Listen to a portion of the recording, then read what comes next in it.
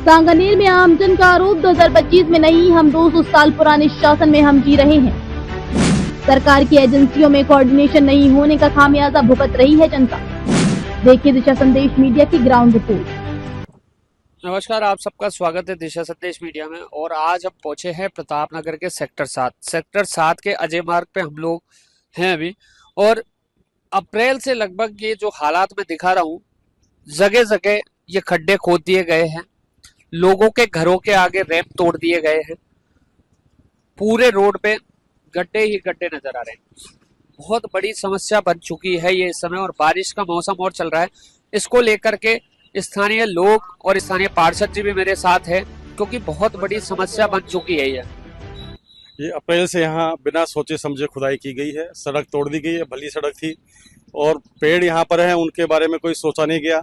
Power line जा रही है, उसके बारे में कोई विचार नहीं किया गया, ना प्लान किया गया, ना जनता को बताया गया। यहाँ पर मनमाने तरीके से काम हो रहा है। सरकार की जितनी भी एजेंसी है उनमें आपस में कोऑर्डिनेशन बिल्कुल नहीं है, और जनता को कुछ पता नहीं क्या करने जा रहे हैं। ऐसा लग रहा है कि आज से 200 साल पुराने शासन में हम जी रहे हैं, और अव्यवस्था का माहौल इतना खराब है कि आम आदमी यहाँ परेशान हो चुका है। जगह जगह खड्डे हो गए हैं। बड़ी मुश्किल से हमने सड़क ठीक की थी, दोनों तरफ टाइलें हमने अपने पैसों से लगवाई थी।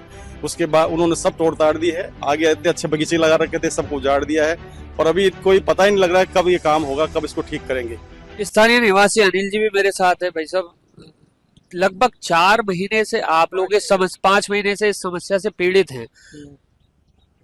क्यों, आखिर और कब तक? ऐसा है कि हाउसिंग बोर्ड का कार्य में कोई तालमेल नहीं है। हाउसिंग बोर्ड का जब कोर्ट के प्रेशर में ये खोद तो दिया रोड, लेकिन अभी तो पोल नहीं हटाया। जो आ रही इलेक्ट्रिकल है और इनसे यहाँ आ रही जो आपके रेजिडेंट इंजीनियर है, उनका आपस में कोई तालमेल नहीं है। कल भी हम सीएम हाउस में गए थे पार्षद साहब को लेके, तभी उनको पता है फाइल ही अटकी हुई है। अब यहाँ नाले खोद दिए और पानी भरे हुए हैं, मच्छर मक्खी घूम रहे हैं, और कई लोग बाग गिर गए यहाँ से। हमारे यहाँ इस रोड पे कई बुजुर्ग इस रोड पे नाले पे गिर गए हैं, लेकिन उनके जूं तक नहीं रेंगती। कुल मिला के ये है कि लापरवाही है। जब तक लोग प्रदर्शन नहीं करेंगे, इकट्ठे नहीं होंगे, जब तक ये सुनेंगे नहीं। और आज भी आने काम शुरू करने के लिए बोला था, लेकिन अभी तक कोई कर्मचारी नहीं आया, कोई न टीम नहीं आई। शुरू में कार्य तो ऐसे स्टार्ट कर दिया था जैसे कि 2 महीने में पूरा कर देंगे। जैसे ही कोर्ट का प्रेशर होता है, कोर्ट की डेट होती है, 2 दिन पहले काम होता है, उसके बाद फिर ठंडा हो जाता है मामला। लेकिन ये है कि कुल मिला के आपस में तालमेल और कर्मचारियों की लापरवाही है, और उसको लोग यहाँ के भुगत रहे हैं। सीएम का विधानसभा क्षेत्र है, ऐसे में लोगों को बड़ा परेशान होना पड़ रहा है, और अधिकारी और कर्मचारियों की मनमानी यहाँ हावी दिख रही है साफ ही। हम आभारी हैं कि ये मुख्यमंत्री का क्षेत्र है और इसमें विकास का कार्य हो रहा है। लेकिन एक बहुत दयनीय और दुख की बात यह है कि यहाँ जो है जो काम हो रहा है उसमें कोई तालमेल नहीं है। पिछले 6 महीने से इन्होंने खोद करके जगह जगह तोड़फोड़ कर रखी है, और कोई आके देखने वाला नहीं है, कोई बताने वाला नहीं है उनके आगे की प्लानिंग क्या है। जगह जगह पानी की लाइनें टूटी हुई है, सुबह पानी वेस्ट होता है रोज आए दिन, और सब जगह जो है अव्यवस्था, नालियां खोद दी है और नालियों को ढक नहीं रहे। वो कह रहे ढकेंगे तो नहीं हम। अरे भाई ऐसा कैसे? हम ओएसडी से लेके हाउसिंग बोर्ड से लेके सब जगह यहाँ के निवासी जा चुके, और यहाँ 50-50 साल पुराने पेड़ हैं जिनको भी ये काटने की तैयारी में है, और कह रहे हैं साहब नहीं रोड डेवलपमेंट की बात है, डेवलपमेंट करो आप, हमें कोई दिक्कत नहीं है। लेकिन ऐसा डेवलपमेंट किस काम का? आपने जो विकास, ये हम तो इसको बहुत बड़ा विकास मानते हैं कि आपके इस पे 100 से ज्यादा 50 साल पुराने पेड़ हैं। अब आज हालत ये कर दी है इन लोगों ने कि इन सारे पेड़ों को हटाने के चक्कर में है। तो ये बहुत ही दुखद बात है कि इतनी गैर जिम्मेदारी कि भाई ठीक है आपको विकास करना है, हमको ये थोड़ी है कि आप सड़क नहीं बनाओ ना, आप सड़क बनाओ आराम से। फिर भी यहाँ जो है आराम से इतनी जगह है कि ये अच्छा खासा रोड भी बना सकते हैं और पेड़ों को बचा सकते हैं। लेकिन मुझे लगता है कि कोई जिम्मेदारी की बात नहीं है, कोई उसको देखता नहीं है। बहुत ही अव्यवस्था का आलम है। स्थानीय पार्षद जी भी मेरे साथ हैं। पार्षद जी, आपके क्षेत्र में वाकई में काफी विकास हुए हैं पिछले 5 सालों में। आपने भी बताया कई ऐसी कॉलोनियां थी जहां सड़कें पहले आज तक नहीं बनी थी, मैंने काफी विकास कार्य करवाए हैं। अब इस रोड की बात करें, इसके डेवलपमेंट को लेकर के पिछले 5 महीने से पीड़ित हैं लोग, और आप खुद भी यहाँ निवास करते हैं, तो आखिर क्या समस्या आ रही है? विकास जी, सबसे पहले तो मैं आपको और आपकी पूरी टीम को, पूरे चैनल को धन्यवाद दूंगा कि आप हमारे वार्ड में आए और यहाँ की जो मूलभूत व्यवस्थाएं जो चल रही है उनके बारे में और जनता से रूबरू हुए आप, इसके लिए बहुत बहुत धन्यवाद। मैं आपको बताता हूँ कि अजय मार्ग का ये जो मामला है ये माननीय कोर्ट के आदेश से चल रहा है। मैं बताऊँ आपको, तो इसमें क्या है कि हम भी कोर्ट के समर्थन में के आदेशों के बाद भी इतनी बड़ी लापरवाही। बिल्कुल बिल्कुल, मैं यही तो कहूंगा, कोर्ट का आदेश सर्वमान्य है, हम भी पूरा उनका सम्मान करते हैं, लेकिन कोर्ट ने ये भी नहीं कहा कि आप आज कोई रोड के बीच में खड्डा खोद दो या साइड में नाले बना के, किसी का रैम तोड़ के हाउसिंग बोर्ड उसको चले जाए और बाद में एक महीने तक, डेढ़ महीने उसकी सुध नहीं ले। कोर्ट ने ऐसा कुछ नहीं कहा। कोर्ट ने तो बिल्कुल कहा है कि यहाँ पे विकास होना चाहिए, इस रोड का प्रॉपर ढंग से प्रॉपर अच्छा काम होना चाहिए। बाकी हाउसिंग बोर्ड ने जो लापरवाही दिखा रहे हैं वो तो मैं भी उसके खिलाफ। पार्षद जी साफ कह सकते हैं कि हाउसिंग बोर्ड इसका जिम्मेदार है। बिल्कुल 100%। अगर रात के समय या दिन के समय कोई घटना होती है, कोई दुर्घटना होती है, कोई एक्सीडेंट होता है, कोई जान मान की हानि, तो उसकी भरपाई, उसका मुआवजा या उस दुर्घटना का जिम्मेदार कौन?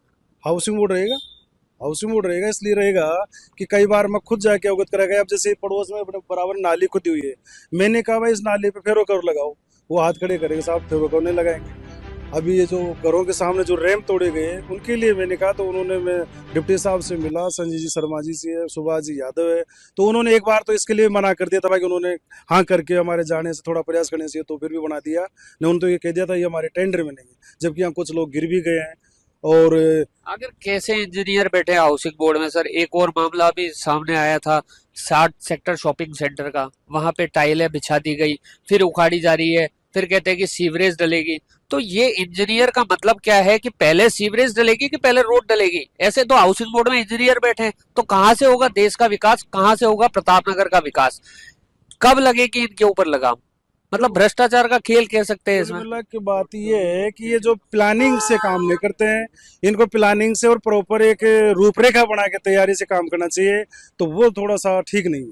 जैसे भाई साहब ने बताया स्टार्टिंग में भी कि तालमेल की कमी है सभी में आपस में, मन मर्जी चल रही है, या तो डीसी साहब की सुनी नहीं जा रही, अधिकारी उनके ऊपर हावी हो रहे हैं। बिल्कुल सही है, डीसी साहब की एक्शन नहीं मान रहा, एक्शन साहब की डीसी नहीं मान रहा, ये सच्चाई है। देखो सीएम के क्षेत्र में कितनी बड़ी गैर जिम्मेदारियां यहाँ पे चल रही है, ये सच्चाई आप तक लाना जरूरी है कि तालमेल की कमी है विभाग में।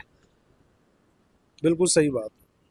एक छोटी सी भ्रष्टाचार का नमूना देखो कि यहाँ 1 साल पहले टाइलें लगाई गई है, जिसपे सरकार ने 60-70 लाख रुपए खर्च किए हैं, और 1 साल के अंदर उन सब टाइलों को ठेकेदारों ने वापस उखाड़ दिया है।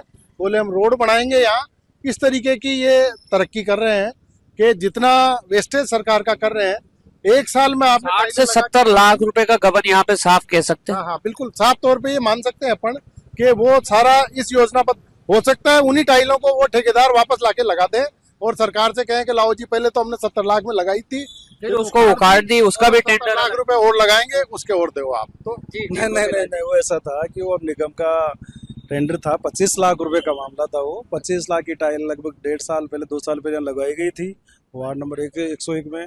उसके बाद में अभी हाउसिंग बोर्ड आ गया कि साहब या तो 5 करोड़ का लगभग टेंडर हो गया है, और यहाँ से ये बीच में डिवाइडर होते हैं, रोड बनाते हुए फुटपाथ बनाया जाएगा, इसलिए वो जो टाइल्स है वो मैंने वार्ड नंबर 101 में, जैसे मंदिर है, मतलब उसको यूटिलाइज कर यूज ले लिया उनका काम, उसका यूज ले लिया। देखिए स्थानीय पार्षद जी बता रहे हैं कि जो 25 लाख रुपए लगाए गए थे, उसका यूज उनके वार्ड में ही दूसरी जगह कर लिया गया। वो किस जगह किया गया? जैसे मंदिरों पे किया है, आसपास वार्ड में, जैसे पार्क के चारों तरफ ले लिए, तो यहाँ के वार्ड के लोगों के साथ रहकर वो काम में ले लिया, उनका यूज हो गया ऐसे। देखिए पार्षद जी के वाकई में जो प्रयास है वो अच्छे हैं कि जो चीज वेस्ट होती या इधर उधर जाती है उसको वार्ड में ही लगा दिया है। बहुत अच्छे प्रयास है पार्षद जी आपके।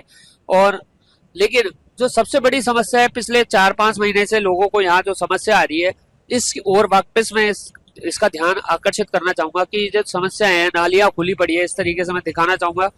यहाँ पे आवारा पशु, गाय, कुत्ते वगैरह भी घूमते हैं, और बारिश का समय अलग चल रहा है, कोई गिर जाए, कुछ भी हो जाए, रात के अंधेरे में कुछ भी हो जाए, तो उसका जिम्मेदार कौन?